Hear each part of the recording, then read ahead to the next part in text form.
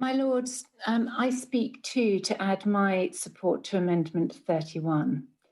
There are three tests that must be met when a democracy considers the development of a robust immigration system that serves both its own citizens and those seeking to make the UK their new home. First, does a system serve the demands of business and the economy? Next, does it provide equity for those applying to work here so that it is your skill set and not your passport that determines eligibility?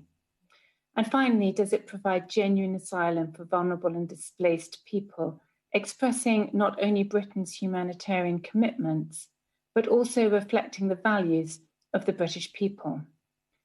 This amendment, through the introduction of the Tier 2 Displaced Talent visa stream, responds to all three questions affirmatively.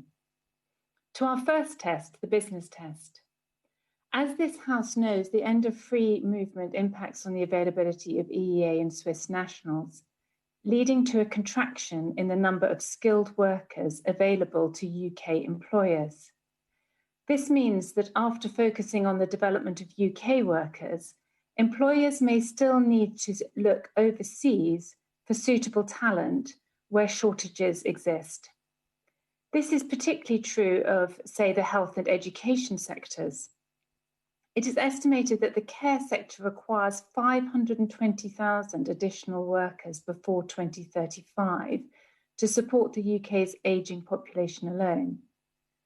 For the past decade, approximately 1 in 6, or 83,000 of the 1.5 million care workers in England have been non-UK nationals.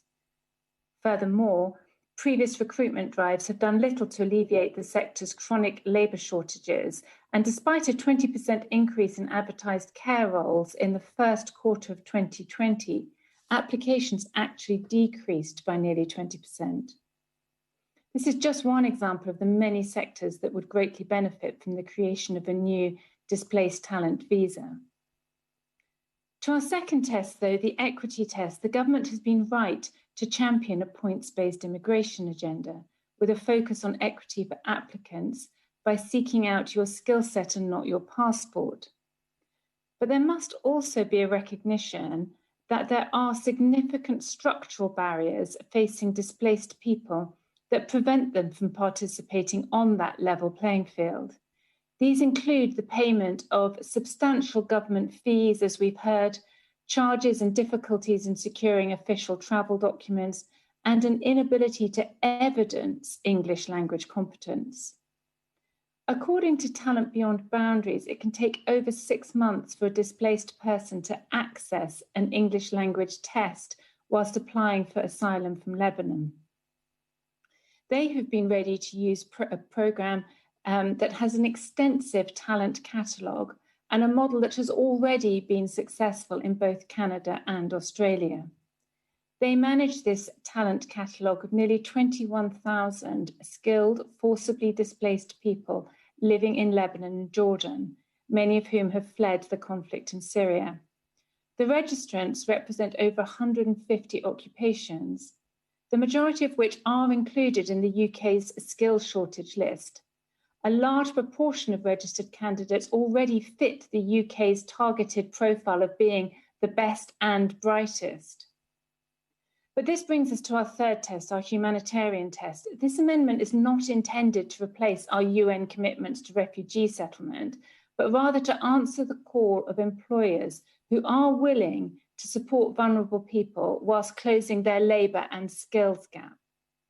As we've just heard from Lord Lumber, in a survey conducted by Fragment of 500 corporates of varying size and sector, 73% said they would either seriously consider or would actively pursue the opportunity to employ displaced people. The British people are instinctively responsive to those who are vulnerable but want to work hard to give their families a better future and contribute to the building of the nation that offers them safety. They want to be responsive. I understand it is the government's intention with this bill to streamline and simplify the visa application process as we end free movement with the EU.